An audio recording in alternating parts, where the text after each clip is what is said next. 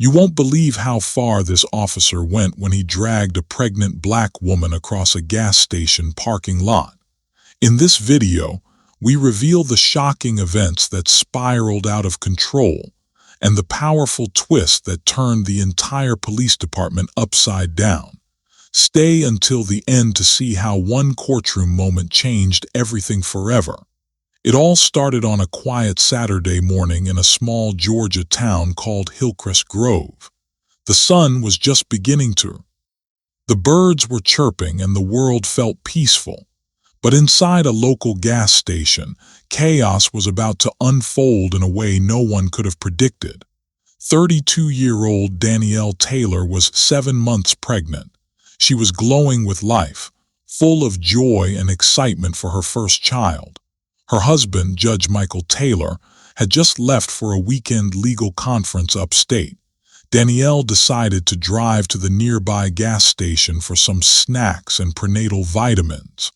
Nothing dramatic, just a pregnant woman going about her day. As she pulled into the lot, she noticed a white police cruiser parked crooked across 2 spaces. She didn't think much of it. Danielle was used to seeing law enforcement in Hillcrest Grove.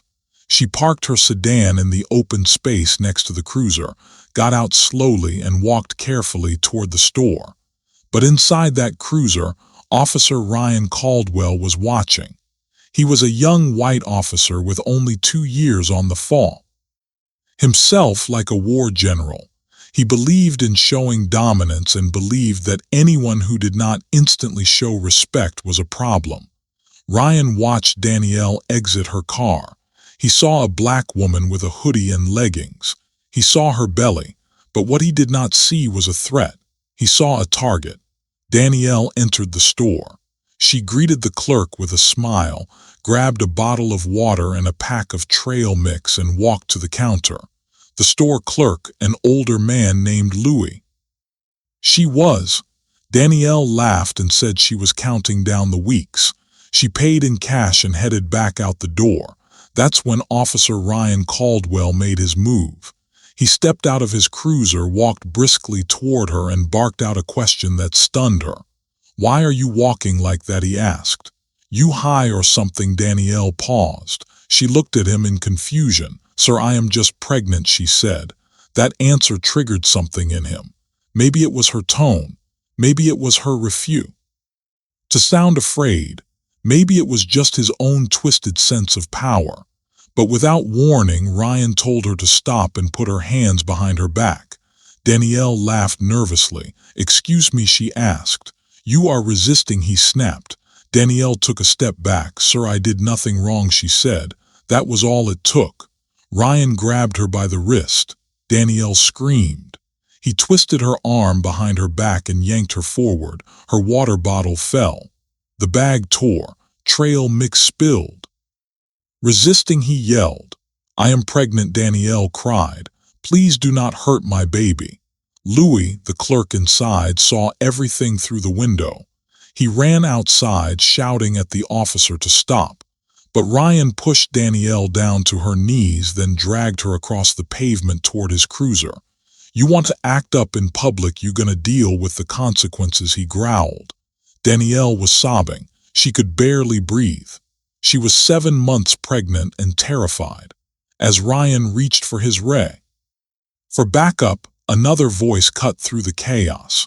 "What in the world is going on here?" It was Sandra Blake, a middle-aged black woman who had just pulled into the lot. She had witnessed the last 30 seconds and could not believe what she was seeing. She pulled out her phone and began recording. "This woman is pregnant," Sandra said. "Let her go." Ryan turned toward her and shouted, "You better keep moving or you are going with her." That was all Sandra needed. She stayed where she was, but camera pointed. Danielle was now pressed against the hood of the cruiser. Her face was streaked with tears. Her belly was pressed against cold metal. She kept repeating the same words. "Please, I am pregnant. Please, I am pregnant." Sandra's voice was shaky as she spoke to the phone. "I do not know who this officer is, but I am at Maple gas station on Route 6, and he just threw a pregnant black woman on the hood of his car. Somebody needs to come now. Danielle whispered, my husband is a... Call Michael Taylor. But Ryan ignored her. He placed her in handcuffs and shoved her into the back of his cruiser. As he closed the door, he muttered, you people always think you are above the law. Sandra kept recording. Danielle was in pain. Her stomach was tightening. She was scared she was going into early labor. She leaned her head against the window and whispered, God, please protect my baby. Ryan called in her license plate, but he never ran her name. He never asked for any rights. He had already decided she was guilty of something. Louis the clerk was still shouting at him. You are gonna kill her, you fool. She is pregnant. Ryan told Louis to step back or be arrested. The entire parking lot had gone silent except for Sandra's voice and Danielle's sobs. By the time paramedics arrived 5 minutes later, the damage had already been done. Danielle was struggling to breathe. Her blood pressure was dangerously high. She was shaking. Ryan tried to bluff. Paramedics, she is under arrest, he said. The paramedic in charge, a man named Thomas, pushed past him. I do not care if she robbed the bank down the street. She is pregnant and in distress. Back off. Danielle was taken to Hillcrest Grove Memorial Hospital. Sandra followed the ambulance in her car, and the moment she arrived, she uploaded the video to her social media account. It went viral in under an hour. People across the city were horrified, but no one was Taylor. He had just finished speaking at the legal conference when his phone exploded with calls. He opened his email. He saw the video. And for a long moment he sat there in his hotel chair in total silence. Then he stood up, and everything changed from that moment on. Judge Michael Taylor had seen many horrors in his courtroom over the years, but nothing, absolutely nothing, prepared him for what he saw on that small phone screen inside his hotel room. It was his wife, Danielle, and she was being dragged across concrete like an animal. Michael stood frozen. His hands were shaking. He hit play again and the video repeated. The screams, the crying, the officer's voice yelling, the hood of the cruiser pressing against Danielle's belly, and then her words, over and over again, I am pregnant. Please do not hurt my baby. Michael's eyes narrowed. He shut the phone off, grabbed his coat, and walked to the elevator. This was no longer about law. This was Back in Hillcrest Grove, the hospital had stabilized Danielle. Her vitals were strong, but her stress levels were dangerous. The nurses gently monitored her heartbeat and the baby's. Her doctor, Sheila Grant, stayed by her side the entire time. Danielle kept repeating one sentence, please tell Michael I am okay. Sandra was sitting in the waiting room. She had her phone in hand and tears in her eyes. The video had been shared over 200,000 times already. People were Time. This is disgusting. Where are the protests? How is this legal? Michael burst through the hospital doors just after noon. His black suit was still crisp, but his face was thunder. Sandra stood up and introduced herself. I am the one who filmed it, sir. Your wife asked for you. Michael gave her a firm nod. Thank you. Thank you for protecting her when I could not. Inside the hospital room, Danielle was resting, but her eyes lit up when Michael entered. He rushed to her side, whispered, I saw everything. I am going to make this right. Danielle tried to smile, but her face was swollen from crying. Her belly moved gently. The baby was okay, but the pain was far from over. Michael turned to the nurse.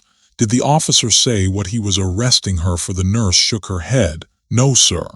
He said she resisted, but she did not. She begged him. We saw the video too.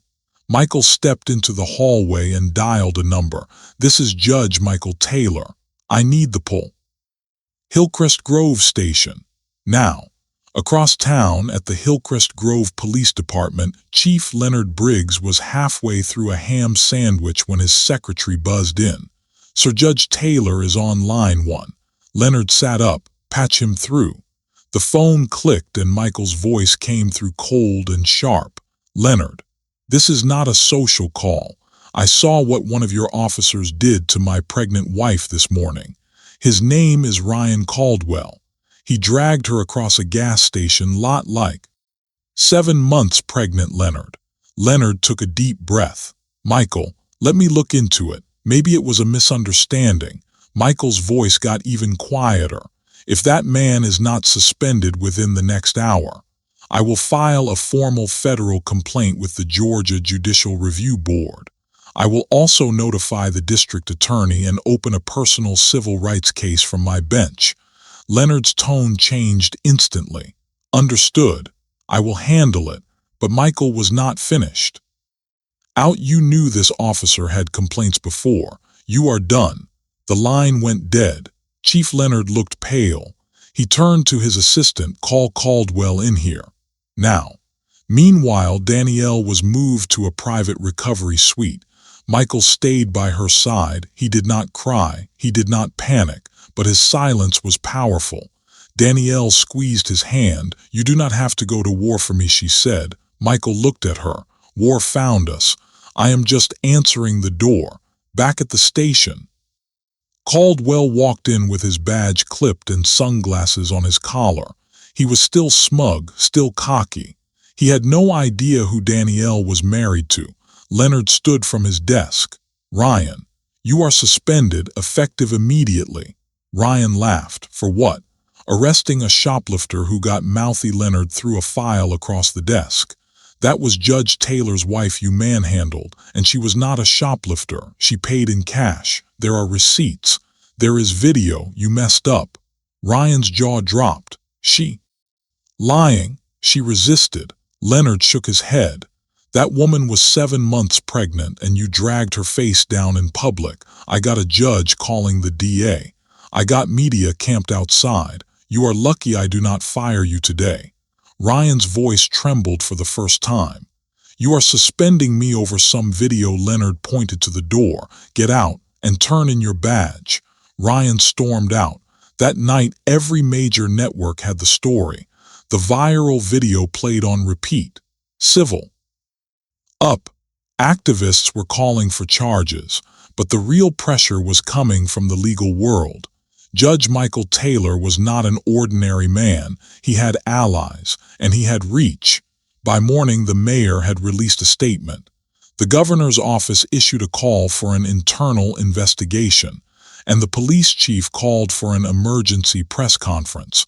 But Michael was not looking for apologies. He was building a case. Every medical bill, every bruise, every witness, every second footage. This was no longer about embarrassment. This was about justice. Danielle watched the coverage from her hospital bed. She held her belly and whispered to her unborn child, "Your daddy is going to protect us, no matter what." Sandra visited her every day. "You are a hero now," she told Danielle. Danielle shook her head. "I did not want to be. I just wanted some water and a snack." But sometimes history does not ask you if you are ready. It just comes anyway. And this, because in the next 24 hours, the courtroom would become the battleground. And Officer Ryan Caldwell would learn what it truly meant to face justice, face to face with the man whose wife he had brutalized. It was only 2 days later when Judge Michael Taylor walked into his own courtroom. The halls were quiet, but the tension hung like a storm waiting to break. Michael was not scheduled to preside over any cases that day, but this was not about scheduling. This was justice walking upright and unshaken into the same place where law had been twisted only days before. He adjusted his black robe and stepped behind the bench. Court is now in session. Sandra was sitting quietly in the back row of the gallery. She had never been in court before, but Danielle had asked her to attend. Beside her sat Danielle's sister, Monica, who held Danielle's purse and a copy of her medical discharge papers. Their presence wasn't for show. It was to remind the world. Danielle was not alone. The courtroom began to fill. Reporters filed in. Spectators whispered. and then came the unmistakable sound of cuffs clinking. Officer Ryan Caldwell was being escorted in, still in uniform, still smirking. But now his wrists were shackled. His badge was gone. He looked at the judge and instantly went pale. He recognized him. Michael Taylor, the husband. Caldwell turned to his court-appointed attorney. "I want another judge. This is a conflict of interest." Had already anticipated that. Michael cleared his throat and addressed the room. "This preliminary hearing has been reviewed and reassigned. I will not preside as judge over my wife's case. However, as chief judicial officer in this district, I am here to oversee the lawful transfer and ensure all charges are read transparently before this court and public." A new judge, Honorable Susan Franklin, was already walking in through the side door. Michael stepped back. "Judge Franklin." Voice calm but firm. "We are here for the arraignment of Officer Ryan Caldwell on charges of aggravated assault, wrongful arrest, excessive use of force, obstruction of civil rights, and endangerment of an unborn child." Gasps filled the courtroom. Ryan's lawyer stood. "Your Honor, we request dismissal. My client was performing his duties as a law enforcement officer and did not know the individual was pregnant at the time." Judge Franklin raised her brow. "Are you referring to the who said the words 'I am pregnant' 4 separate times on camera while he continued to press her against the hood of his vehicle?" the lawyer stammered. "We believe the stress of the moment clouded judgment." Franklin's voice dropped. "That may be for a jury to decide. But this court will not entertain dismissal today." Ryan's smirk faded, fast. In the back of the room, Sandra reached into her purse and pulled out her phone. She tapped record.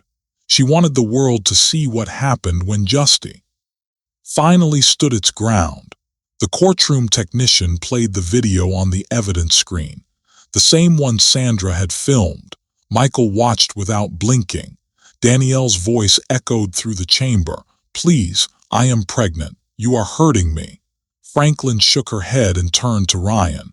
"You are being remanded without bail pending investigation. Your prior complaints are under review.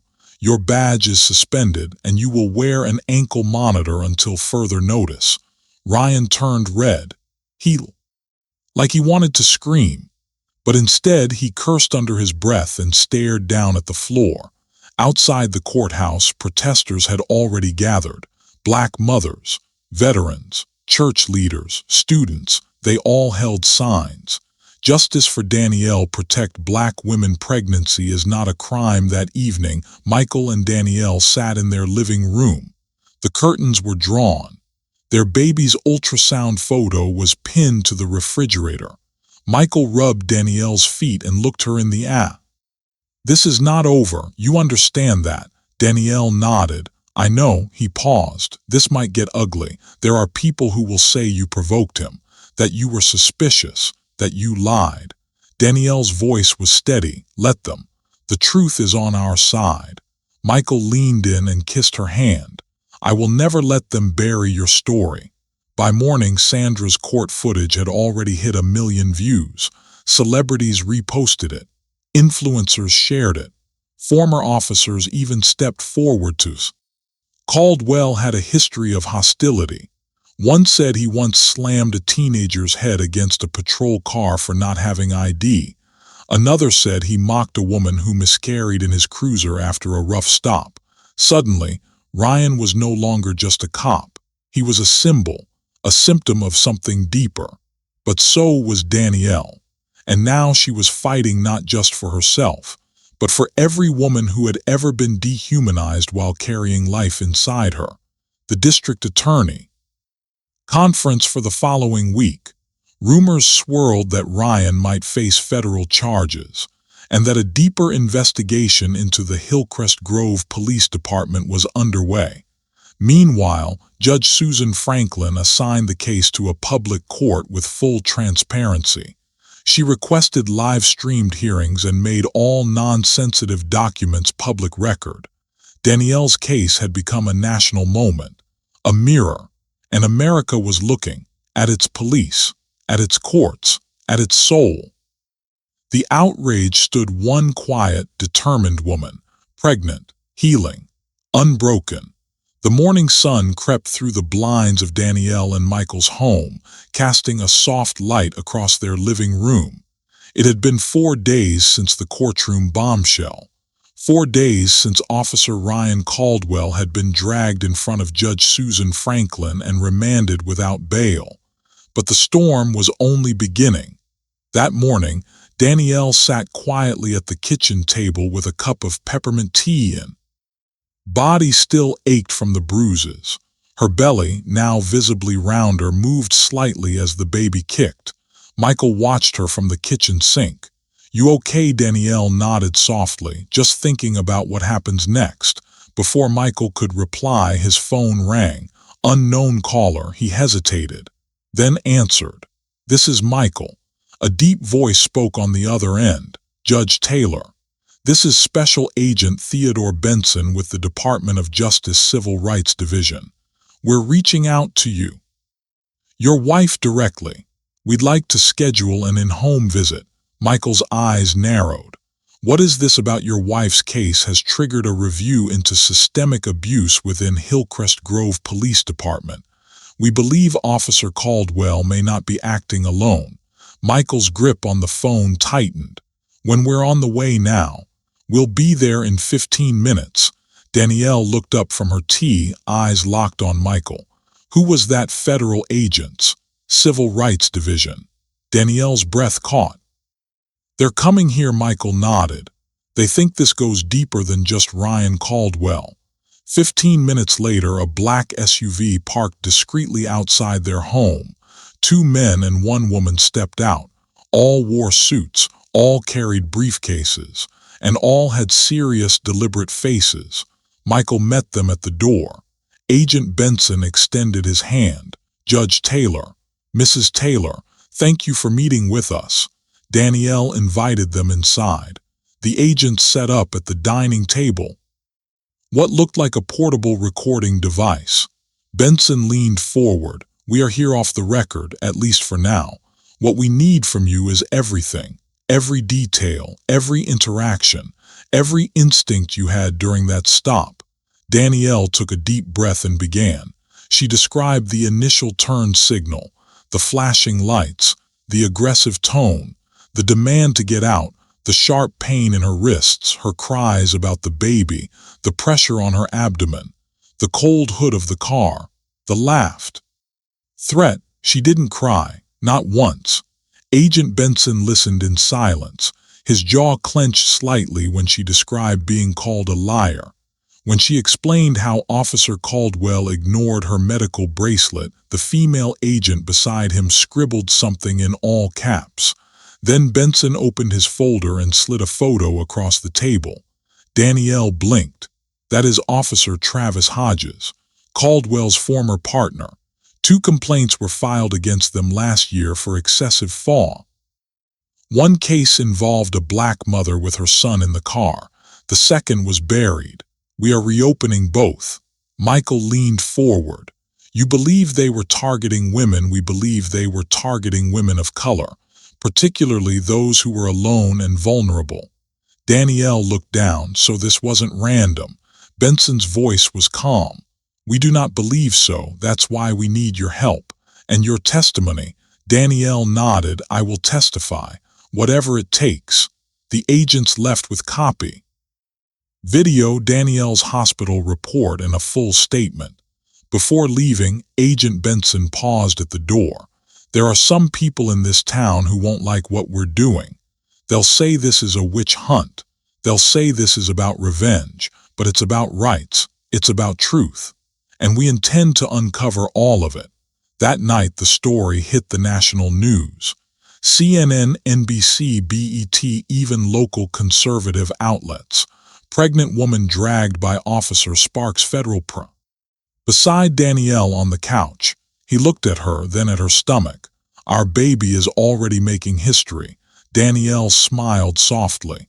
"Let's hope she never has to fight this hard just to be believed." The next day, Michael received an email from the State Judicial Review Board. They wanted to know if he had any interest in sitting on a special task force, one that would look into judicial oversight of police brutality cases. A seat had opened, and they wanted him. Michael closed. Looked over at Danielle. You think I should do it? She didn't hesitate. Yes, lead from the front. He smiled. You know I love you, right? Danielle laughed gently. You better. You married a woman willing to go to war with her baby bump. Michael chuckled and hugged her tight. Meanwhile, at Hillcrest Grove PD, changes were already rippling through the station. Captain Gerald Morris, the man who had once ignored Danielle's complaint, had been placed on administrative leave. 2 officer suspended. A new interim chief was brought in from the next district, and quietly an anonymous letter was leaked to the press.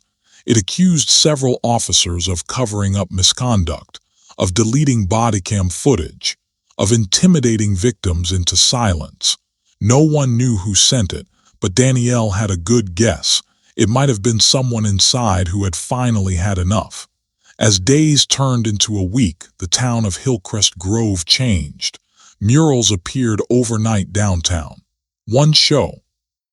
Arms raised, shielding her belly. With the words she spoke, we listen never again. Churches started hosting community protection forums. One pastor said during a sermon, this woman did not just carry a child. She carried a movement. And through it all, Danielle remained calm. She refused to be bitter. She refused to be small. Even when hate mail started arriving, even when online trolls tried to twist the story, she stayed focused. She stayed strong. And she never, ever stopped. Justice was coming. 3 days after the federal agents left their home, Danielle and Michael received an encrypted email. It came from a woman named Rachel Monroe. Subject line said, I know what Officer Caldwell did. I saw it happen before. Michael read it twice, then turned to Danielle. This woman says she used to work the front desk at Hillcrest Grove Police Department. She wants to meet. She says it's urgent. Danielle rubbed her stomach, eyes narrowed. Do you trust her? Gave a burner number, no name at the end. But if what she says is true, this could change everything. They decided to be cautious. The next morning, they met her in the side room of a public library 15 minutes outside Hillcrest Grove. It was a quiet corner, neutral ground, no cameras, no police. Rachel Monroe arrived wearing dark glasses and a hoodie, mid-30s, nervous hands. She sat down, clutching a small USB drive. She wasted no time. I was the desk clerk. Complaints. I logged officer reports. I watched what happened when someone filed a use of force complaint. Danielle sat still. And what happened? Rachel glanced around, lowered her voice. They were erased, edited, buried. Michael leaned in, by who Rachel's eyes darkened. Internal affairs. But it wasn't just them. Sergeant Brunner, Captain Morris, sometimes even the officers themselves. They would walk in, delete bodycam footage, laugh about it in the break room. Danielle's voice was Caldwell. Rachel nodded. He was one of the worst. He and Officer Hodges made a game of it. They had a whiteboard with names, nicknames, descriptions. I thought it was some kind of code until I saw what it really was. Michael frowned. What targets? Black women, mothers, nurses, people they thought couldn't fight back.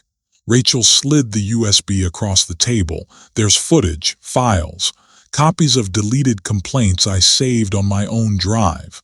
I knew one day someone would come along who. Danielle picked it up slowly. Why now? Rachel hesitated. Because you survived. Because they did this to a pregnant woman and thought no one would care. But they were wrong. Michael's voice was firm. Will you testify? Rachel swallowed. I'll do it, but I'll need protection. These people don't play fair. Michael nodded. We can get you a meeting with the federal team. You'll be protected, I promise. Rachel looked at Danielle. You're brave. I wish I'd been brave sooner. Danielle gave a soft smile. Bravery is doing the right thing even when it's hard. And you're doing it now. That night, the USB contents were reviewed by Agent Benson and his team. They were stunned. Hidden audio files of Caldwell mocking victims, redacted reports with missing timestamps, witness statements that had never been submitted to court, and then came the video that changed everything. A clip of Officer Caldwell dragging a young black woman from her car in the parking lot of a grocery store. She screamed. Disabled. He laughed and told her she was faking it. Michael watched the video from the kitchen table and shook his head. How did this man wear a badge for so long? Agent Benson replied, because no one with power ever stood up to him. Until now. The next morning, subpoenas were issued. Captain Gerald Morris was called back to give a deposition. Sergeant Brunner resigned before the ink dried, and two more officers were quietly suspended. Rachel Monroe entered federal protect. Time and weeks, Danielle felt something shift. The weight of silence was breaking. She walked into her living room that evening, looking at the news on the television. Her face was on the screen again. This time with a headline that said "Whistleblower comes forward in pregnant woman police case." Below that was a short quote from her own court statement. "I may be carrying a child, but I am also carrying a truth this world needs to hear." Danielle turned off the TV and sat on the edge of her. She closed her eyes and placed both hands over her belly. "I'm doing this for you, little one. You will grow up in a world where your mother stood tall." The next day, her phone buzzed with a message from Agent Benson. "New witness, key figure ready to testify." Danielle looked at the name. It was someone unexpected, a rookie officer, one who had once trained under Caldwell. He had something he needed to say, something he couldn't carry anymore. Michael looked over her shoulder. "Looks lie is far from over." Danielle smiled softly. "Good, let's finish what they started." The federal courthouse in Atlanta was unusually crowded for a Tuesday. Danielle sat beside Michael in the observation gallery, her hand lightly resting on her belly. Her eyes locked on the young man walking slowly to the witness stand. He looked barely over 23, hair neatly trimmed, uniform stiff with formality, nervous but determined. His name was Officer Brian Ellis. He had served under for 9 months. Assistant U.S. Attorney Valerie Green stepped forward. "Officer Ellis, thank you for agreeing to testify. Please tell the court your relationship to Officer Caldwell." Ellis cleared his throat. "I was assigned as his junior partner during my probationary period. I rode with him every day, watched him work, listened to everything he said. I was supposed to learn from him." Valerie nodded. "What did you learn?" Ellis hesitated. "How to profile black drivers, how to make arrests stick even when there was no reason to arrest." Gasps murmured through the courtroom. Michael gripped Danielle's hand tighter. She didn't blink. Valerie continued. "Did you ever see Officer Caldwell use excessive force?" Ellis lowered his head. "Yes, more than once." "Can you describe the first incident you witnessed?" He took a breath. "We pulled over a black father in a minivan, 2 kids in the back. No reason except he had a missing license plate screw. Caldwell told me. Up for resisting, even though the man was calm. Said we needed the stats. When I hesitated, Caldwell said, and I quote, 'Black drivers give us the numbers we need.'" Danielle's eyes darkened. Michael's jaw tightened. Valerie pressed further. "Why are you coming forward now?" Ellis looked at Danielle. "Because of her. Because I saw what happened that day in the gas station footage. And because I know it was wrong." He paused, then added, "and because my younger sister is pregnant. If someone did that, I'd never forgive myself for staying quiet." Danielle's eyes filled with tears. Valerie turned to the judge. "Your Honor, we request this testimony be submitted as key corroborating evidence for federal civil rights violations." Judge Thompson nodded solemnly. "So entered into record." The defense attorney stood up. A man in his late 50s with silver hair and a tired voice. "Officer Ellis, isn't it true you never filed a complaint until now? Correct. I was scared. And you're testy." "Only because you were promised immunity." Ellis looked directly at the jury. "I was promised a chance to tell the truth. That's more important than immunity." Murmurs spread again. Valerie stepped in. "No further questions. We thank Officer Ellis for his courage." As Ellis stepped down, Danielle leaned in and whispered to Michael, "That young man might have just saved this entire case." Michael nodded. "And maybe even his own soul." The courtroom cleared for recess. Outside, reporters swore. Cameras flashed. Questions flew. Danielle stood still, letting Michael answer most of them. Then one journalist asked Danielle, "What does justice look like to you now?" She answered without hesitation, "Justice is not just punishing the guilty. It's protecting the next person they might have hurt. It's making sure this system sees us as human." The crowd went quiet for a moment. Then someone clapped. Then others joined. That night, Ellis's testimony aired on every major network. He was rare voice of accountability inside the force. Danielle received dozens of letters from mothers, from activists, even from retired police officers who said, "We wish we had done what Ellis did when we had the chance." But the battle was not over. Caldwell was still denying everything.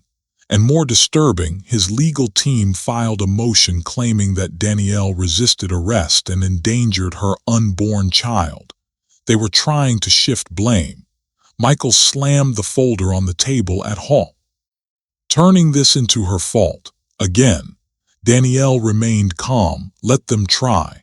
Because now we have evidence, we have testimony, and we have truth." Michael smiled. "And we have something they never expected." "What's that you?" Danielle tilted her head. "What do you mean?" Michael pulled out a file. "I was contacted by a special legal team that represents victims of racial discrimination. They're helping us sue the department in federal civil court, not just for damages, but for reform." "It's not just about Caldwell anymore," Michael nodded. "We're going after the whole rotten tree." Danielle stood and looked out the window. "Then let's get ready, because I'm done being afraid." The morning sun was just rising over Atlanta when Michael opened the front door and found an envelope taped to it. No postage, no name, just the department seal pressed into the paper like a warning. He carried it to the kitchen where Danielle was making tea. "What's that?" He sliced it all. "Sheets." His eyes moved quickly, then slowly, then stopped. Danielle stepped forward. "Michael," he looked up. "They filed an internal memorandum. They are accusing you of assaulting the officers. They say you interfered with an active arrest and endangered a federal investigation." Danielle stared at him. "You weren't even near me. You showed up afterward." Michael nodded. "They are lying, and worse than that. They included an edited video." Danielle took the pages from his hand. The footage had timestamps, but portions were blurred out, audio muted. Bodycam footage that somehow never caught the moment she was thrown down, never caught the yelling, only showed Danielle standing outside the gas station, then cut to her on the ground with officers over her. "This is a cover-up," Michael nodded. "It is. A clean one, too. They doctored the record, just enough to cast doubt, just enough to protect themselves." Danielle sat slowly. "So what do we do now?" Michael tapped the table. We get the full video from the gas station cameras. We show what really happened." Danielle looked at him. "And if they destroyed that footage?" Michael's jaw tightened. "Then we find witnesses, eyewitnesses. There were people there. Someone saw something. Someone filmed something." And just like that, their fight took a new direction. They drove back to the gas station. It had been weeks since that awful night, but everything looked the same. The pumps, the overhang, even the chalk mark still faintly on the concrete where Danielle had fallen. The store owner, an older man named Frank, came out from behind the counter. His eyes widened. You came back, Danielle nodded. We need your help. Frank waved them inside. Once behind the plexiglass, he whispered, I never erased the footage. Michael blinked. What? Frank tapped a hard drive behind the register. After what I saw those cops do to you, I saved a copy. But I didn't tell anyone. I didn't trust them. Especially back asking for it, who? Frank paused, the older one. Red face, thin lips, kept tapping his badge on the counter like it meant something. Caldwell. Frank nodded. He said it was sensitive, that it was being handled. I smiled, said I'd check the system, then made a duplicate and gave him a dummy file. Danielle nearly cried. You don't know what this means. Frank handed over the hard drive. It means you're going to win. Michael squeezed his shoulder. Thank you. Back home, they loaded the Michael's laptop. There it was, clear as daylight. Danielle standing at pump 4, not blocking traffic, not aggressive. 2 officers approach, no warning. Caldwell grabs her by the arm, spins her around, throws her down. No resisting, no threats, no crime. Danielle looked away. I cannot watch this again. Michael closed the lid. We don't need to. We have what we need. That night, their attorney Valerie reviewed the footage. Her eyes were ice by the end. This changes everything. Motion to submit the unedited gas station footage into federal court as Exhibit A. 2 days later, it was filed. The judge reviewed it in chambers and called for an emergency hearing. Caldwell's legal team went silent for 3 hours. Then they made their next move, a counter-narrative. They called in a press conference with a former chief of police who claimed that what the footage showed was reasonable use of force. Danielle watched the broadcast on her phone. The former chief, the officer's assessment of danger and his prior knowledge of the suspect's behavior, his actions were within policy. Danielle laughed. So now I'm a suspect. Michael turned the phone off. They are doubling down. That means we hit a nerve. And they were right. That week, a confidential leak came through a legal contact. An internal email chain between officers had been discovered. Emails showing Caldwell had been warned by Internal Affairs multiple times. Complaints filed. Evidence ignored. Civilian videos buried. They had the emails, they had the footage, and they had Officer Ellis. But Caldwell still walked free, and the department still stood behind him. Michael slammed the car door after another court session. They are stalling, hoping it will all blow over. Danielle looked at him. Then let's blow it open. Michael raised an eyebrow. How? Danielle opened her phone, tapped into her social media account. She uploaded the gas station footage. She added only 3 words. Me. It went viral in 6 hours. By midnight, major news outlets picked it up. Hashtags trended across platforms. Celebrities shared it. Politicians condemned it. And now the world knew. They had tried to erase the truth, but Danielle made sure it could never be erased again. 3 days after Danielle posted the gas station footage online, the city of Atlanta found itself in the eye of a storm it could no longer ignore. Reporters camped outside police headquarters. Protests. Centennial Park to City Hall. The governor's office issued a brief statement calling for calm, but the people were not calm. They were wide awake. Inside her home, Danielle sat on the couch with her phone in her lap, watching the numbers rise.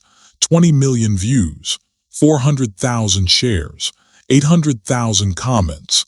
Every major outlet from CNN to local stations had reached out for interviews, but she declined them all. I don't want a spotlight. I want you. Kitchen table. And that is exactly what they are afraid of. That morning, the mayor held a press conference in front of a row of tightly packed flags. Her voice was steady, but her eyes told the real story. The footage recently shared on social media is deeply disturbing. I have personally watched the video and have instructed the Atlanta Police Department to launch an immediate internal review. We will cooperate with federal authorities in this matter. Let me be clear. No one. Not even those who wear a badge. Danielle and Michael watched the full statement. When it ended, Michael turned to her. She knows the pressure is on. She is trying to stay ahead of the fallout. Danielle leaned back. What happens now? Michael stood up and grabbed his briefcase. Now we go public, on our own terms. Later that day, the couple sat across from Valerie, their lawyer, in a private office. A small recording team from a trusted independent news outlet had been called in. No edits, just truth. The interviewer leaned forward. Danielle, can you tell us what went through your mind when you were thrown to the ground that night? Danielle paused. Her voice didn't shake. Her words were calm, but every syllable cut like a blade. I thought I lost the baby. I thought I was going to die. And I thought no one would care. Because they saw my skin before they saw me. Michael reached for her hand. The interview went on for 40 minutes, every answer precise. Every moment. When it aired that night, people wept in their homes. People marched in the streets. And most of all, people demanded answers. The next morning, Valerie's phone rang. It was the mayor's office. They want to meet, privately. Today. Danielle raised an eyebrow. Why now? Michael folded his arms. Because the world is watching. That afternoon, they entered City Hall through a back entrance, escorted by security. The mayor stood at the head of a polished conference table with 4 aides sitting beside her. Thank you for coming. Danielle took a seat without speaking. The mayor cleared her throat. Let me begin by saying what happened to you was unacceptable. I have ordered a temporary suspension for Officer Caldwell and his partner pending further investigation. But we want to do more. We want to be part of the solution. Michael narrowed his eyes. Define more. The mayor hesitated. We want to create a civilian oversight task force for use of force cases. And we want to. Danielle blinked. Me, the mayor nodded. You are the face of this moment, but you are also its conscience. We need that. We need your voice at the table. Danielle looked at Michael, then back at the mayor. Only if this task force has real power, subpoena power, independent investigators, not just some photo op. The mayor leaned forward. That is exactly what I want too. It felt like progress. But outside the walls of that room, darker plans were already in motion. Back. Sat in a briefing room surrounded by his union lawyers. His suspension had been announced. His image was all over the news, and his arrogance had curdled into rage. They are making me the face of this. His lawyer leaned back. You made yourself the face when you tossed that woman like she was trash. Caldwell slammed his fist on the table. I followed protocol. She disrespected me. The lawyer pointed at the screen. You went viral. That's what matters. You are a liability now. Caldwell sniffed. Will not be sacrificed to make her look like a hero. And as the city tried to heal, Caldwell began building something in the shadows, connections, favors, pulling strings with people who owed him, quiet meetings with powerful men who still believed that law and order meant protecting their own. Back at home, Danielle tried to rest, but sleep would not come. Her phone buzzed, a message from an unknown number. You should have stayed quiet. She sat up, showed it to Michael. He took a screenshot. Sent it to Valerie. Michael paced the room. This is not over. They are scared now. Desperate. Danielle stood. Then let them be scared. I will not be silent. The next day, the mayor announced the official formation of the new task force with Danielle at its helm. A televised signing ceremony took place. Her name was now tied to real reform. But as Danielle walked back to her car after the press event, she noticed a black sedan idling at the curb. The windows were tinted. It blocks before turning off.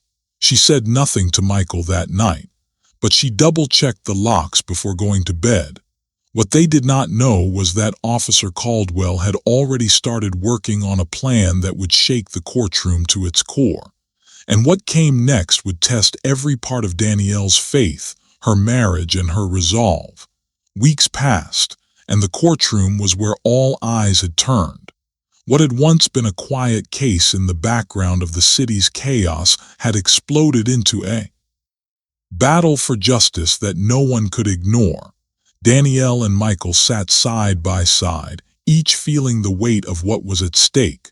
The courtroom was packed. Cameras from local stations and reporters from national networks lined the benches. Outside, the crowd was growing, waving signs with slogans like "Justice for Danielle" and "Hold cops accountable." Their voices echoed, but inside it was quiet. The tension was palpable. At the front of the room, Officer Caldwell sat stone-faced. To him, across from them, Danielle's legal team was ready, but Valerie's eyes kept darting to the door. There was something in the air, something they couldn't quite place. Judge Thompson entered and the room fell silent. He sat at his bench and adjusted his glasses. This was it, the day that would change everything. Danielle had prepared herself for the long haul, but even now she felt a rising unease in her chest. The case started with Caldwell's defense team presenting their arguments. They claimed that the video footage, though shocking, didn't tell the full story. They argued that Caldwell had acted in self-defense after Danielle's supposed resistance.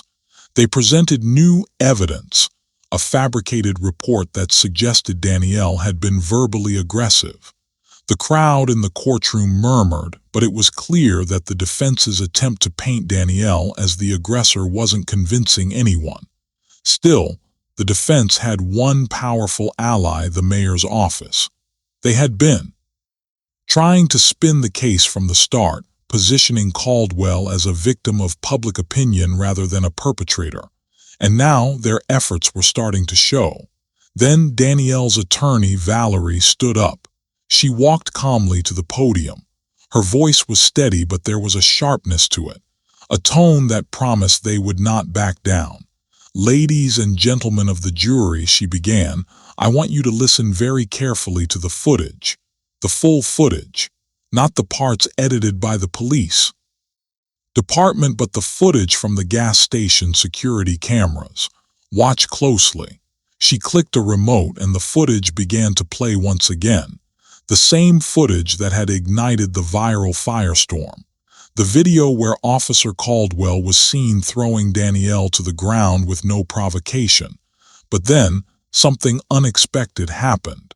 The defense team objected. "Objection!" the defense attorney shouted. "This video has already been presented as evidence and should not be played again." Raised an eyebrow, his gavel ready. "Sustained. The jury will disregard this video," the judge ordered, slamming the gavel down. Danielle's heart sank. How could they disregard the very piece of evidence that proved the truth? But Valerie wasn't done. She turned to the judge with determination. "Your Honor," she said, "I would like to present a new piece of evidence. This is an unedited recording from the gas station surveillance system. The footage shows the entire encounter from a different angle.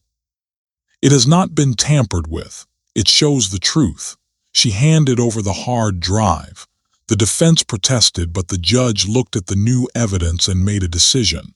"We'll adjourn for a moment while this new evidence is reviewed." The courtroom buzzed as the judge stepped out.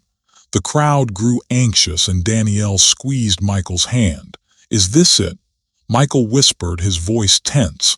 "I don't know," Danielle replied, "but it's all we have." In the quiet they waited. The seconds stretched into what felt like hours. The judge returned after a short while and the tension in the air was thick enough to cut with a knife. "I have reviewed the new evidence," he said, his voice booming in the silence. "The footage will be accepted into the record. The jury will be instructed to view it carefully before rendering their verdict." The defense was caught off guard. They tried to argue, but the judge overruled them. The footage began to play, and this time there was no hiding the truth. Caldwell's actions were exposed for what they truly were: an abuse of power, a deliberate attempt to harm a woman who had done nothing but ask for respect. Danielle's eyes never left the screen. She watched as the officers came into view, heard the sound of her own voice crying out in pain, and saw the moment when Caldwell, his face twisted with rage, threw her to the ground. She had been right all along. The truth had finally been laid bare. But even as victory seemed within their grasp, anxiety washed over her. What if it wasn't enough? What if they would find a way to twist this too? And that was when the real trap was set. At the last moment, just as the jury was about to deliberate, a witness appeared. A police officer from another precinct, someone who had been brought in at the last second by the defense. He took the stand, looking nervous, but his testimony was carefully crafted.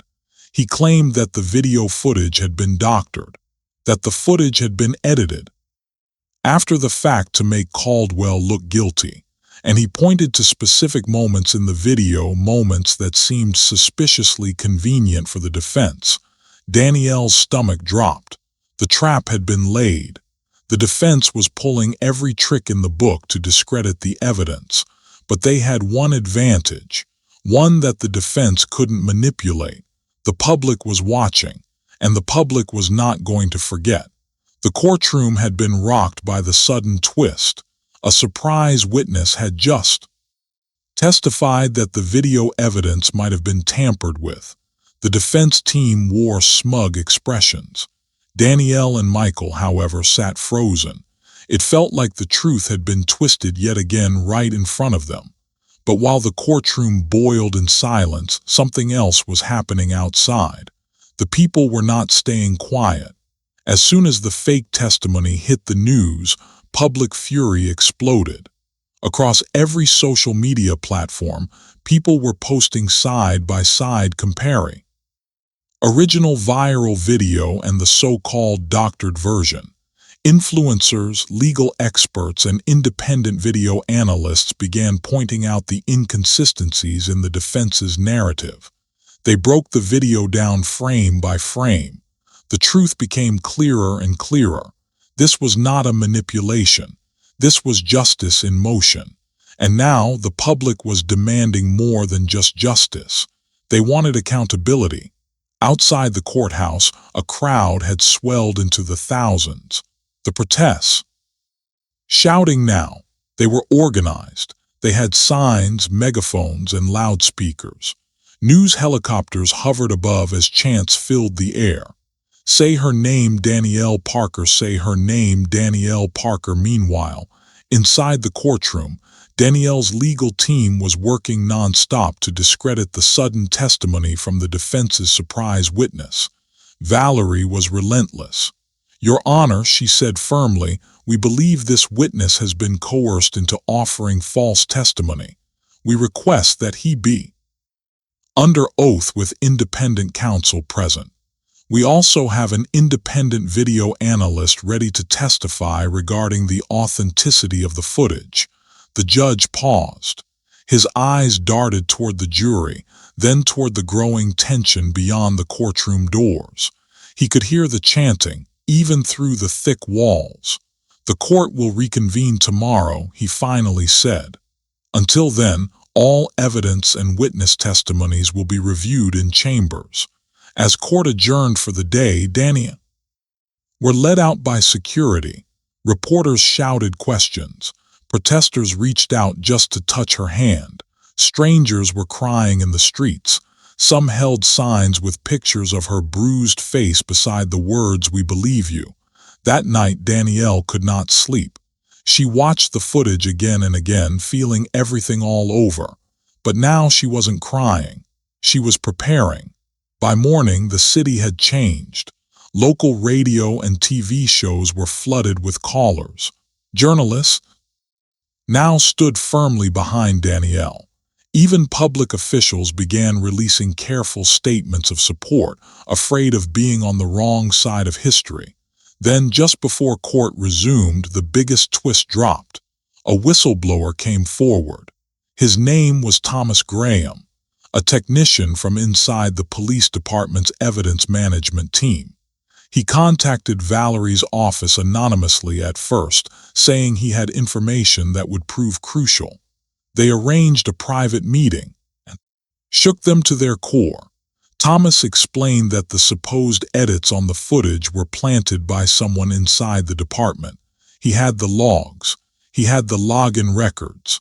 He had screenshots of internal emails showing that the footage was intentionally altered after the original went viral. He had also backed up the department's untouched original file before it was changed. Danielle sat across from him, stunned. "Why are you doing this now?" she asked. "Because I saw what they did to you."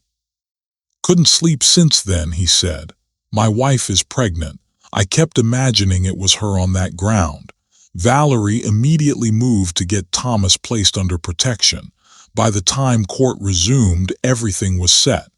When the judge entered and the proceedings began, Valerie requested to call a new witness to the stand. Judge Thompson looked surprised but allowed it. Thomas Graham stepped forward. The defense objected, but the judge overruled them. "Let him speak." Thomas took the stand himself, explained his role in the department, and then began laying out the facts. "Your Honor, I am here today because I have proof that the video footage entered by the defense was not the original. The original was altered, and I can show you how." He provided logs, records, screenshots, and forensic data. The courtroom watched, stunned, as everything the defense had said began to collapse. When Valerie asked him why he came forward, he said it again: "Because I saw that woman being. And then I watched my department lie to cover it up. I couldn't stay quiet." The courtroom was completely still. Even the defense team looked shaken. The judge called for a recess, but the damage was already done. Outside, the crowd had grown louder. Inside, Danielle sat with tears in her eyes, but they were not tears of sadness. They were something else: hope. This time the people had refused to look away. This time the truth had found its way to the light, but the verdict was still. And no one knew how it would fall. Michael leaned close to her. "No matter what happens next, you already changed the world," he whispered. She squeezed his hand. "And I am not done yet," she replied. The next day would bring the jury's decision. But what came next was something no one could have predicted. The courthouse was quiet in the early morning, but everyone knew it would not stay that way. Today was verdict day. Inside the courtroom, the air was heavy. The jury had spent the entire deliberating. Their silence spoke louder than words. Danielle sat between Michael and Valerie. Her hands were clasped in prayer. She whispered to herself over and over again, not because she doubted the truth, but because she feared how powerful forces might still twist that truth. Outside, the protesters were back, larger than ever. News outlets from across the country had swarmed the courthouse. They all wanted the same thing: to know if the system would finally do the right thing. At exactly 10:15 in the morning, the bailiff opened the courtroom doors. "All rise." The judge entered and nodded toward the jury. "Have you reached a verdict?" The jury forewoman, a black woman named Angela Sanders, stood with a folded slip of paper in her hand. She looked directly at Danielle as she spoke. "We have, Your Honor." Angela handed the paper to the bailiff, who brought it to the judge. Judge Thompson unfolded it, scanned the words, and then looked at the room. His face remained handed the paper back.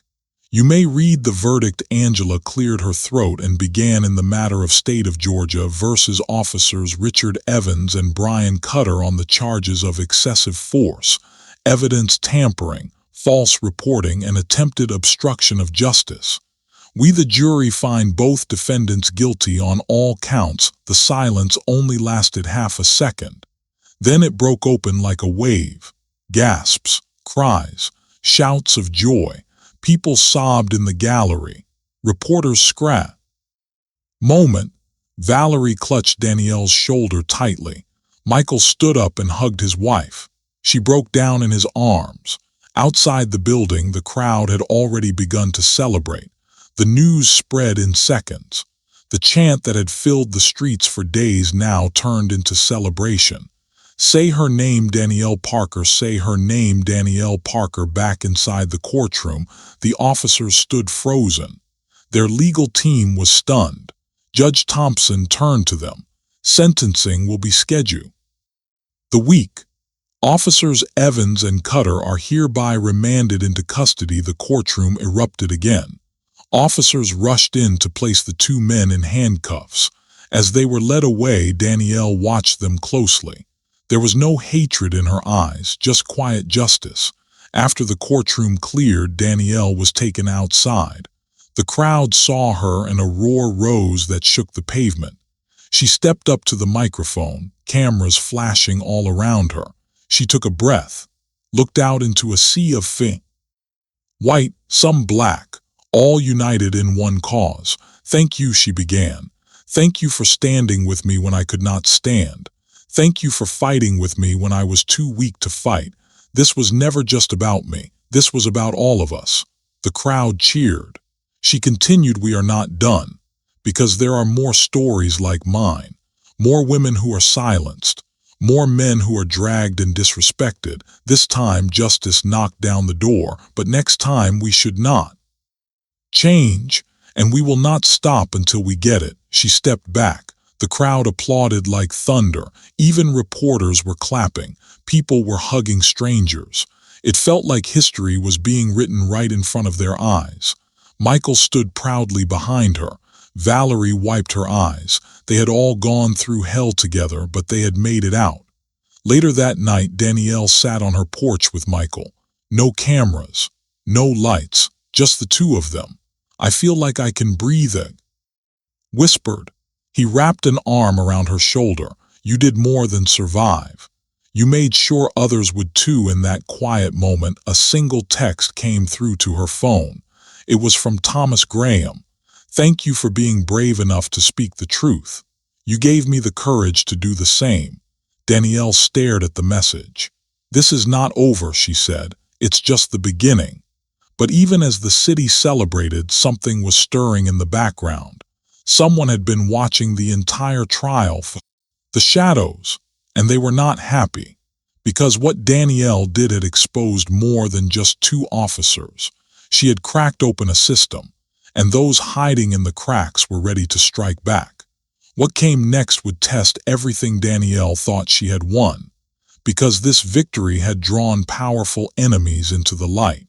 The day after the verdict, while the city buzzed with celebrations and national news declared a new era of accountability, something dark began to stir behind closed doors.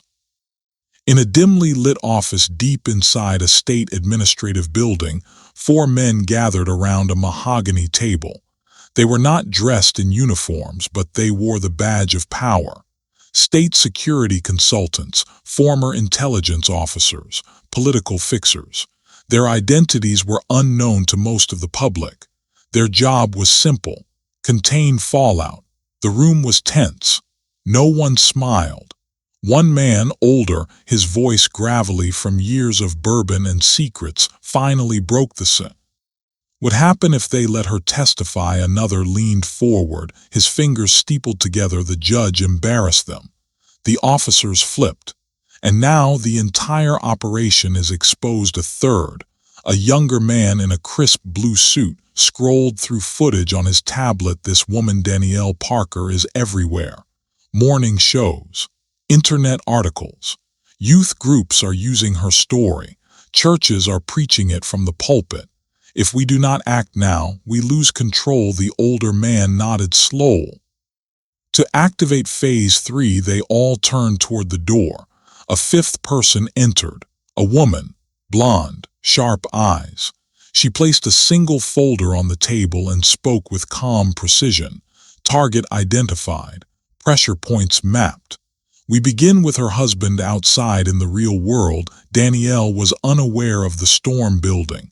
She had started a foundation that very morning, the Parker Justice Project. Its goal was to provide legal and financial help to victims of police abuse.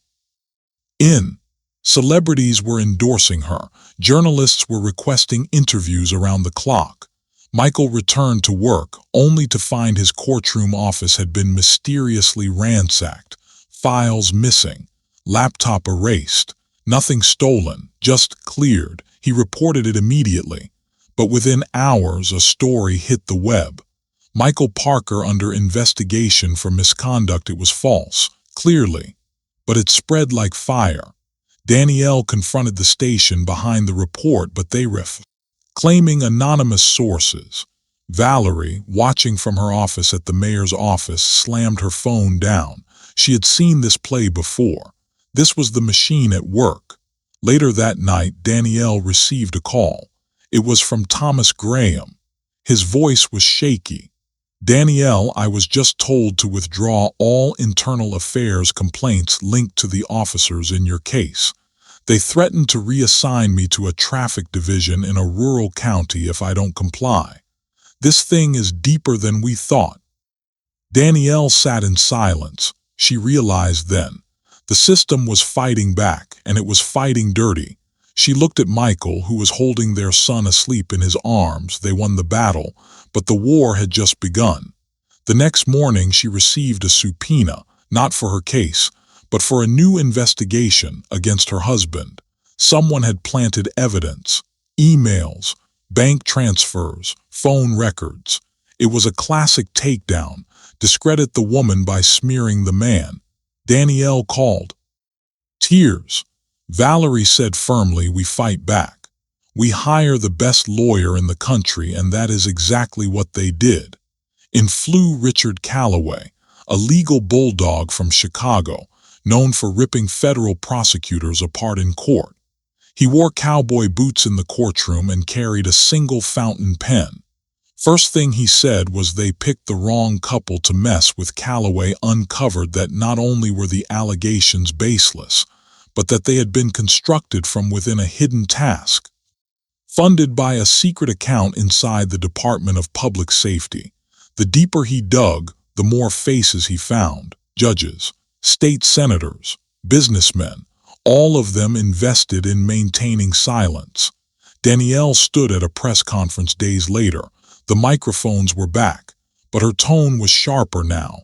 "They tried to smear my husband. They tried to bury the truth. But we are not backing down." She held up a document. "This is a list of 47 public officials involved in suing all of them." The crowd roared. Reporters screamed out questions. Protesters began forming a new wave of support. She was no longer just a victim. She was a force. But her rise had made her a target more dangerous than before. As the state scrambled to contain the backlash, one final figure emerged. The man who had built the original network of corruption, a retired colonel named Preston Blake, and he had one mission: erase everything, even if it meant doing the. That night, like the heavens themselves were warning Danielle Parker. Thunder cracked over the city skyline while she sat alone at her desk, eyes heavy with exhaustion. Her inbox was full. Her voicemail was packed. Her son was asleep upstairs, and Michael had fallen into a restless nap on the couch. Danielle had won a major battle, but she knew better now. This was no longer just a legal fight. This was survival. 300 miles away, in a remote cabin surrounded by pine tree. Pulled up on a gravel path. The man inside stepped out without an umbrella. He didn't need one. He had walked through rain and fire for 20 years in the shadows of America's most hidden programs. His name was Preston Blake, a retired colonel with eyes that never blinked and a voice that could cut glass. He had built the internal network of off-book law enforcement operatives that now stood exposed because of Danielle's courage. And now, his mission was clear: shut her down, permanently. Stepped into the cabin where a handful of old allies waited, men who had sworn loyalty to a cause not written in the Constitution, but whispered in rooms filled with smoke and secrets. Preston spoke without pause. "We created the system to keep order, but she has ignited chaos." One of the men asked, "What's the plan?" Preston slid a folder across the table. "Her husband is still the weak point. We cut him off. Then we isolate her. And then she disappears." The men nodded. It had. Atlanta, Danielle was growing suspicious. Every time she left the house, she saw the same black sedan parked 2 blocks away. When she drove to pick up her son from school, she noticed a van that seemed to follow at a distance. One night, she found her trash cans overturned, nothing missing, just disturbed. Valerie came over and ran a sweep with a friend from her military days. They found a bug underneath Danielle's SUV. Someone was listening. Michael wanted to take their son. Family in Texas. Danielle refused. She said, "If we run now, we send a message that they won. And I am not here to lose." She filed a report with the local police, but no action was taken. In fact, the next morning, 2 officers showed up at her door claiming to investigate a noise complaint. There had been no noise. Michael recorded the interaction. The officers left, clearly agitated that they couldn't provoke them. Then came the call. A restricted number. Danielle answered. Only 5 words. "You should have stayed silent." The line went dead. Danielle's heart pounded, but she did not panic. She made one phone call. It was to Richard Calloway, her attorney. She said, "Activate the contingency file." He responded, "Already done." "I knew they'd come." Calloway had a plan for just this moment. He had built a security web around Danielle's case, multiple digital copies, multiple news outlets, 3 whistleblowers ready to speak on camera if anything happened. Blake did not know was that Danielle had turned her defense into a fence, but the colonel had other moves. 3 days later, Michael was arrested in public. No warning, no explanation. Danielle watched in horror as her husband was pulled from their driveway by 6 plainclothes officers. Her son screamed. She screamed. The neighbors watched in silence, unsure what was happening. The officers refused to state the charge. They simply said, "He's going away for a while." Danielle followed them to the local jail, but Michael had been rerouted to a federal holding facility without charges. Calloway got involved immediately, calling judges and pushing emergency motions. But Danielle could barely sleep. The silence of the house was now filled with fear. She sat at her desk, recording a video. It was not for YouTube, not for media. It was a message to the people who were trying to destroy her. She said, "I know what you are doing, and I will not break, I will not bow." It to 10 trusted allies and saved copies in multiple encrypted drives. That night, the black sedan moved 2 blocks closer. A drone buzzed by her window. Valerie came over with 2 security agents from her military network and stayed the night. The next morning, Danielle received a letter. No return address, just typed on plain white paper. It read, "This is your final chance. Walk away, or everything ends." She folded the paper and handed it to Valerie. Danielle said, Ready across town. Preston Blake loaded his pistol and checked his watch. He had planned wars overseas. Now he was planning one in his own country, against one woman. But what he didn't know was that she had just made her boldest move yet. She had just scheduled a live interview with a global news station, and she was about to name names, all of them, live. And once the world heard what she had to say, there would be no turning back. The sun had barely risen when Danielle mirror, adjusting the collar of her navy blazer. Her hands trembled, but her eyes were steady. Valerie stood behind her, arms folded, watching her like a soldier on guard. Today was the day the world would hear everything. At precisely 9 in the morning, a black SUV from the news network pulled up outside Danielle's house. A producer named Hannah stepped out, her face tight with nerves. She had done controversial interviews before, but nothing like this. Inside the vehicle, already set, wired for a live stream that would beam Danielle's words across the world. Danielle stepped out of the house, clutching a folder of classified documents in one hand and a locket in the other. The locket held a picture of her and Michael on their wedding day. Her son waved from the front window. Valerie leaned over and whispered, "Do not let them rattle you." "This is bigger than them now," Danielle nodded. 30 minutes later, she was seated in the back of the SUV. Microphone call. Lights on. Satellite signal connected. The live countdown started flashing on the screen. 10 seconds to air. Hannah said quietly, "You sure about this?" Danielle replied, "I have never been more sure of anything in my life." The red light turned on, and the world watched. She began with a calm voice, "My name is Danielle Parker. I am a wife, a mother, a lawyer, and a victim of the same system I once believed in." She laid it out slowly, not in anger, but in chilling, unstoppable truth. The night she was dragged by police while pregnant, she explained how her husband, a sitting judge, had been arrested without cause. She revealed how a federal unit operating outside the law had stalked her, threatened her, and tried to silence her. She named names, high-level figures inside the Department of Homeland Security, private contractors involved in black site operations, federal judges who had turned a blind eye. Each name was backed by documents. The screen producer displayed each piece of evidence in real time. Emails, signed memos, phone logs, everything. Danielle continued, "This is no longer just about me. This is about every woman who has been silenced, every black man who has been beaten, every child growing up wondering if the system is designed to protect or destroy." Within 20 minutes, the live stream had gone viral.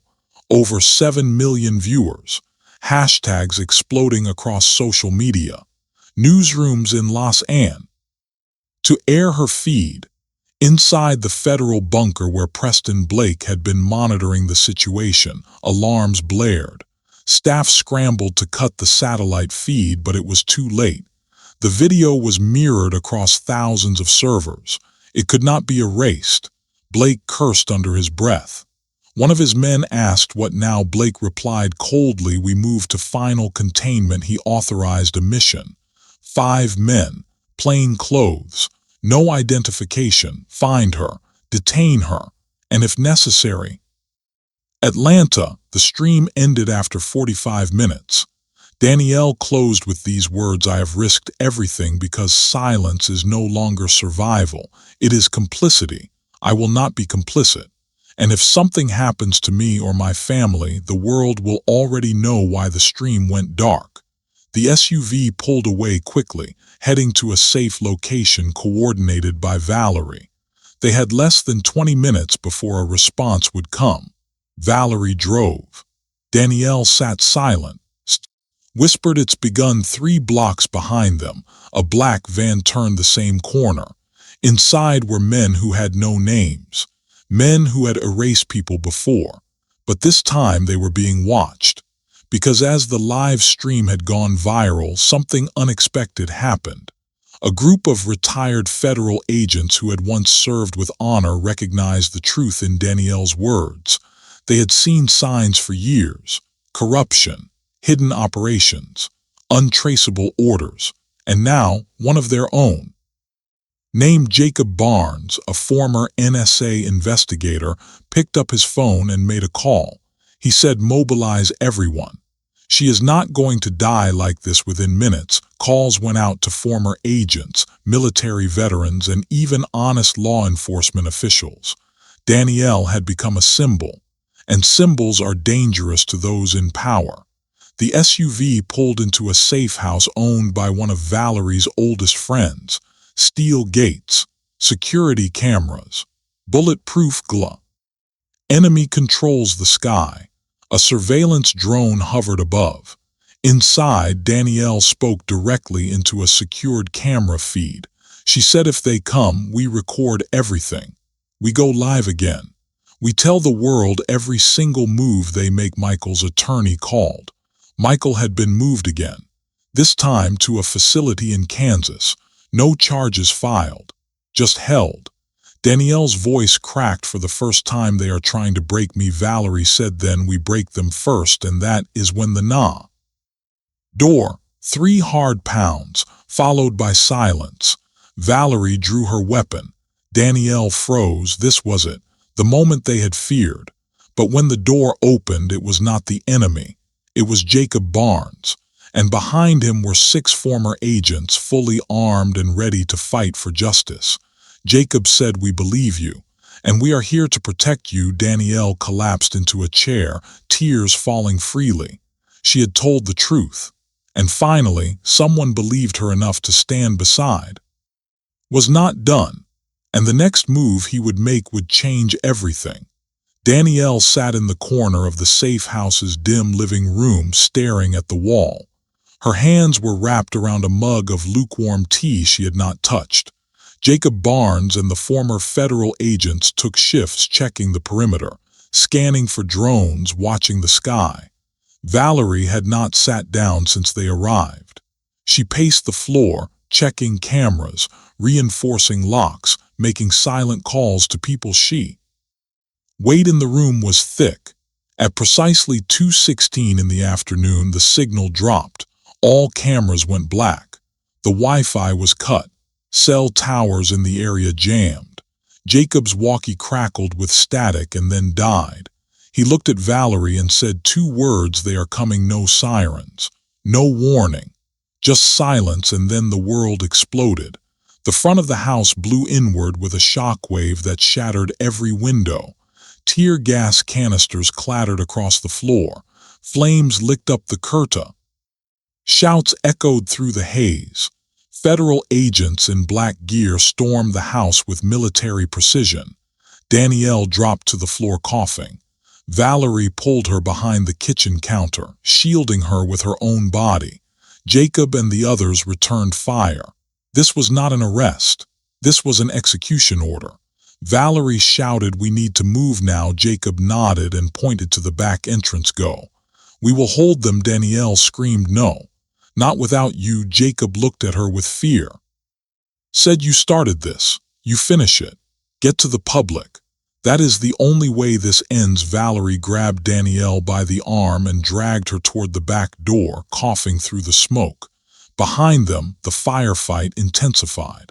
Jacob fell to one knee, blood blooming on his shoulder, but he kept shooting. Every second they held the line bought Danielle a chance at survival. They burst through the back door into the alley. 2 black sedans were waiting. Valerie threw Danielle into one and jumped into the driver's seat of the other. The cars peeled out, tires screeching. Danielle's driver was a young man named Caleb, a former Marine. He said, "Buckle up. They will be right behind us." They drove fast through side streets, avoiding major roads. The goal was to reach a secondary safe location where an encrypted satellite uplink would allow Danielle to broadcast again. But the feds were prepared. A surveillance chopper picked them up 5 minutes later. Black SUVs boxed them. Next intersection. Caleb slammed into reverse and spun down a side street. Valerie called over radio, "Split routes." "I will draw the tail." She made a hard turn and sped toward the freeway, leading half the convoy away. Caleb took a sharp left and disappeared down a narrow underpass. Danielle could barely breathe. She said, "Is Jacob alive?" Caleb said nothing. Her silence was answer enough. Tears fell, but there was no time to mourn. 2 more blocks. A safe house disguised as a law. Through the back. Inside was an old communications center from the Cold War era. Caleb activated the satellite uplink. Danielle sat in front of the camera. Her face was bruised, eyes red, but her voice was steel. She said, "They tried to kill me today. They killed Jacob Barnes, and they will kill more if we do not stop them. This is the moment we decide if we are a free country or just a playground for the powerful." The stream began. Live. Worldwide. In multiple languages.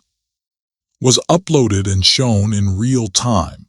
Danielle told the world what happened in Atlanta, what happened in Kansas, what happened in the shadows of a nation that claimed to stand for justice. People listened. Journalists picked it up.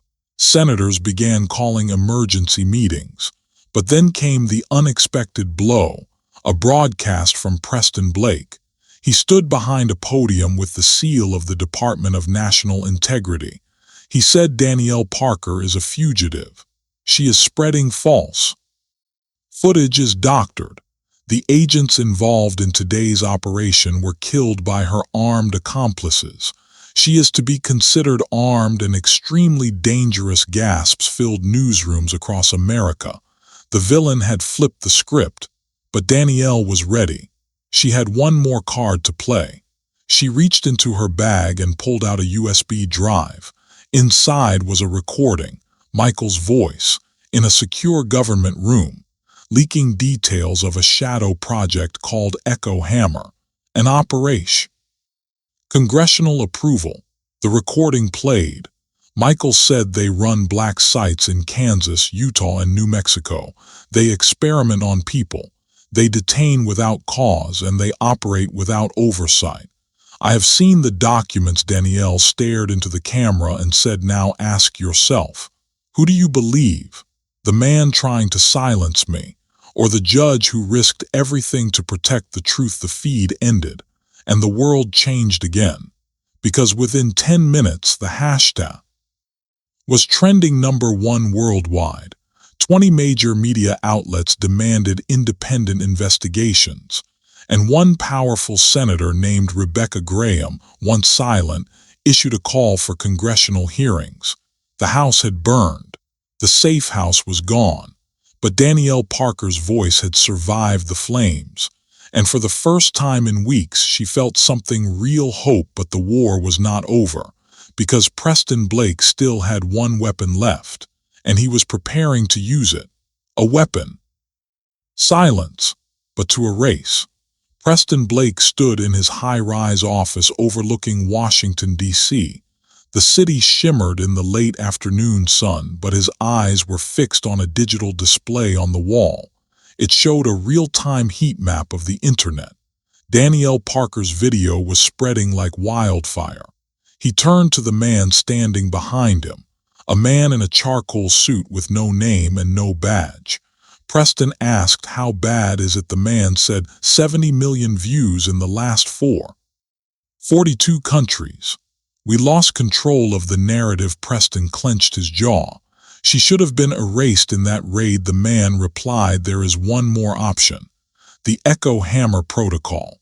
Phase 4. Preston paused, then slowly nodded. Activate it. If she wants war, we will give her one. The nameless agent walked out without another word. Across the city, inside a secret cyber operations hub buried beneath the Pentagon, Echo Hammer Phase 4 was launched. The goal was simple. Parker, not kill her, not arrest her, erase her. Her bank accounts froze, her birth certificate flagged invalid, her driver's license revoked, her hospital records wiped. Every photo, article, school document, even her college yearbook was digitally erased. By the time the system completed its purge, Danielle Parker would not exist. Inside the old laundromat, Caleb stared at the computer screen. His face turned pale. Danielle walked over and asked, what is it, Caleb? You, digital wipe. Your online life is disappearing piece by piece. I have never seen anything move this fast. Danielle took a deep breath. They think I need a digital record to prove I am real, but they forgot I have something stronger. People. Valerie, now back from her diversion, stormed in with a box in her arms. Inside were hard drives, paper files, photos. She dropped it on the table and said, everything Jacob collected on Echo Hammer. Names, dates, signatures. You are. Danielle opened the box and froze. On top of the files was a small video recorder. She pressed play. Jacob appeared on screen. He said, if you are seeing this, it means I did not make it, and it means you did. Good. Because the truth needs you now more than ever. What you are holding is proof that the entire Echo Hammer operation was authorized by Preston Blake under a fake task force charter. Get this to the public. And finish what we started. Danielle's hands trembled. Turned to Caleb and Valerie. Let us end this. Valerie said, I have a contact in New York, a network anchor willing to take the story live without cuts. If we move now, we can be on air before they shut down another line. They packed the box, drove a nondescript van through state highways, and dodged surveillance drones. It took 11 hours. But at 4:38 the next morning, Danielle sat in a makeup chair at Channel 7 News in Manhattan. The anchor, a sharp-witted black, Tanya Rogers, greeted her with a hug. She said, they tried to erase you. But now the world will know the interview aired live. No delay, no script. Danielle walked the world through everything. The illegal raids, the federal silencing machine, the death of Jacob Barnes, the black sites, Michael's recordings. The camera cut to the hard evidence laid out on the table in front of her, the files, the memos, the audio logs. There was no room for denial. Social media exploded. Sen, ignored. Danielle now called for emergency hearings. The Justice Department announced an investigation into the Department of National Integrity, and Preston Blake, he did not sleep. He stood alone in his office, watching his legacy collapse. He called his assistant and said, get the plane ready, but it was too late. As he stepped into the elevator to flee the building, a team of federal marshals met him at the lobby. The lead marshal handed him a warrant and said, you are under conspiracy against the United States. Preston said nothing, just stared out the window as they put the cuffs on. Danielle was watching the broadcast in a quiet hotel room with Valerie and Caleb. The three of them sat in silence. Then Danielle whispered, we did it. Caleb said, no. You did it, Valerie said. And now what? Danielle looked out the window, morning light breaking through the clouds. She said, now we make sure they never forget who tried to silence the truth. Danielle Parker sat in holding room just outside the congressional chamber. The cold air from the vents hummed above her. She wore a navy blue suit and had her hair pulled back. No makeup, no earrings, just clarity in her eyes. This was not about appearances anymore. It was about accountability. Valerie adjusted her collar. You ready? Danielle said, I have been ready since the day they dragged me out of that parking lot. A government official opened the door and motioned her forward. It was time. Danielle stepped. The grand hearing room of the United States Congress. Cameras flashed. Reporters jostled for position. Elected officials whispered to one another as she approached the witness table. All eyes locked on her.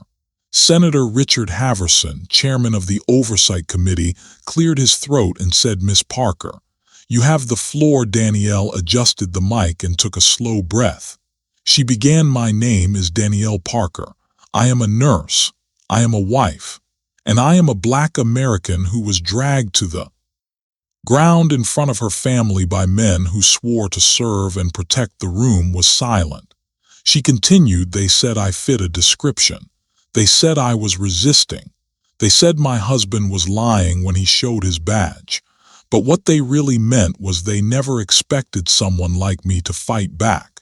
They never expected someone like me to have a voice. She paused, then added, and they never expected that voice to reach this room. The senators leaned forward. The audience was captivating. Told them everything. How the arrest turned into a disappearance. How she was shuffled between secret detention centers with no records. How the agents threatened her unborn child.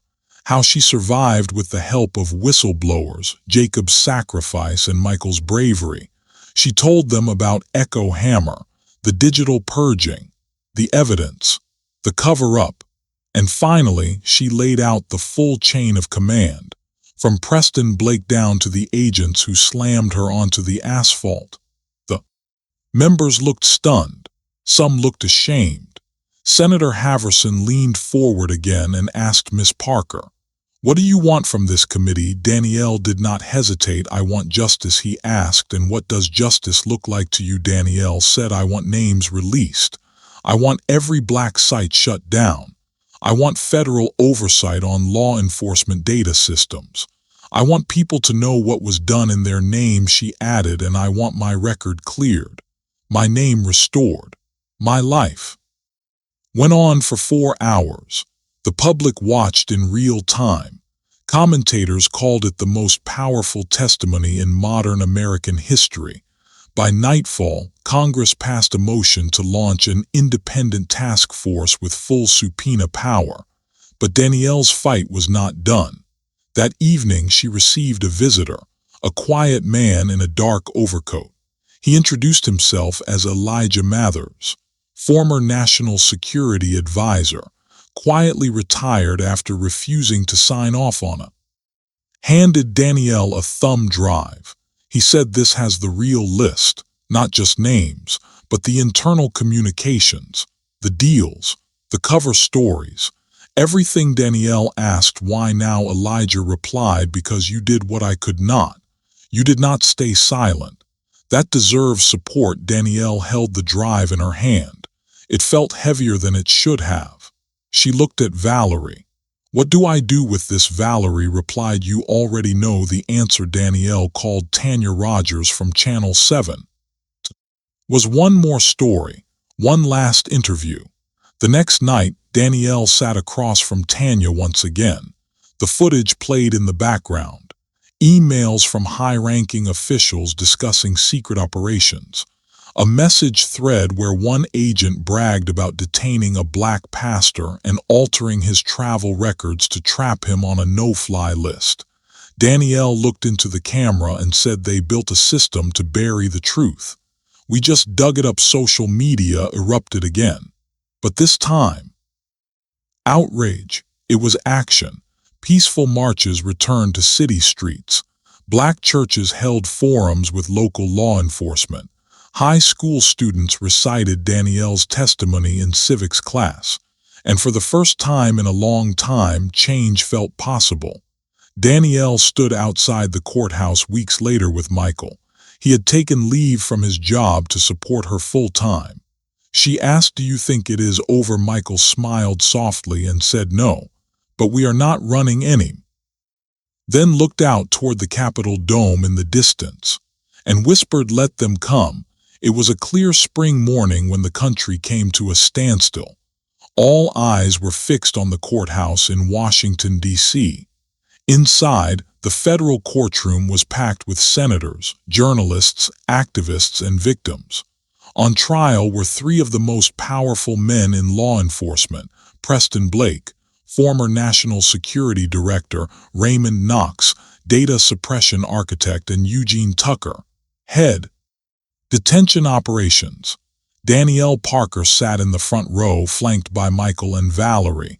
She held her hands together tightly. No tears, no emotion, just determination. The judge entered. The courtroom rose. Judge Wilkins, known for his stern but fair approach, called the court to order.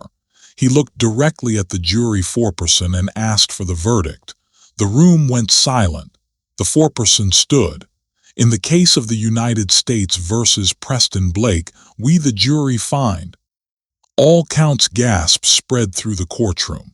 In the case of the United States versus Raymond Knox, we the jury find the defendant guilty on all counts. Murmurs grew louder. In the case of the United States versus Eugene Tucker, we the jury find the defendant guilty on all counts. The courtroom erupted. Reporters scrambled to send headlines. Activists in the back row wept. Officers bowed their heads. But Danielle sat still, not out of disbelief, but out of resolve. Judge Wilkins raised his gavel and spoke. Sentencing will be swift. These crimes represent one of the darkest abuses of power this court has ever seen, and they will be punished accordingly. Michael leaned over and whispered, it is done. Danielle replied softly, no. Now it begins. Later that day, President Mitchell held a national address. She spoke clearly and firmly. What happened to Danielle Parker should never have happened to any American. Our justice system failed her. Our systems of failed her, but she did not fail us. She reminded us what courage looks like, what truth sounds like. She announced a sweeping reform package. The Danielle Parker Federal Protections Act. It abolished no-record detention sites. It established strict controls on predictive surveillance systems. It funded civil rights investigations in every state, and it created a federal database of police misconduct accessible to the public. The nation reacted with a mix of hope and real. Teaching about digital justice. Danielle was honored by civil rights foundations, health institutions, and universities, but she declined all speaking offers, all book deals, all press tours. Instead, she returned to her community, opened a small clinic in the same neighborhood where she once grew up, named it after her grandmother, Nurse Lillian's House of Care, and she went back to doing what she always loved, helping people, healing people, holding hands with women in labor. Quiet hallways, smiling at children in waiting rooms. The spotlight faded, but her legacy only grew. One afternoon, a little girl approached her in the clinic hallway and said, "Are you the lady on TV who changed the world?" Danielle knelt and said, "No, sweetie. I am the lady who changed her part of it. You will do the rest." The girl grinned and hugged her. Outside, the sun was shining. Danielle walked out of the clinic, hand in hand with Michael, now her husband, and the children. She looked up at the sky, no helicopters, no fear, only peace.